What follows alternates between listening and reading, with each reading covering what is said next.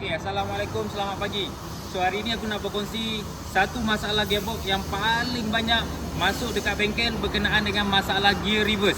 Selalunya terjadi terutamanya model kereta Pro 2 lah. So hari ni kita ada Pro 2 Myvi Gen 3. So max ni aku nak tunjuk dekat korang antara punca gear reverse korang kosong disebabkan apa. Ni, kita akan buat pressure test. Kalau korang tengok dekat sini, nampak minyak dia dah keluar. Okey. So ini bermakna bahagian piston reverse seal dia dah bocor. So itu yang menyebabkan bila piston seal tu bocor, tekanan tak ada dalaman gearbox, so dia akan jadi kosong. Apa yang menyebabkan benda ni selalunya bermasalah? Berpunca daripada cara penyelenggaraan. Korang boleh tengok keadaan filter dia macam ni. Filter dia dah tersumbat. Bila filter tersumbat, minyak akan lambat untuk dia pump naik ke dalam operasi gearbox, boleh menyebabkan suhu dalaman gearbox akan jadi meningkat.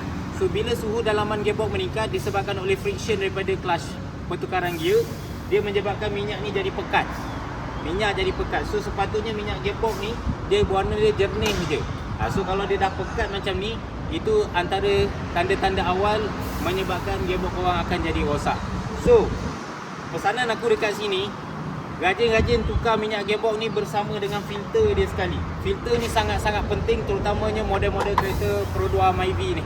Okey, so ini belum siap lagi, ada 2 biji lagi dekat belakang tu. Okey, 2 biji ni pun dah masuk. So kalau korang tak nak kena macam ni, rajin-rajin tukar filter.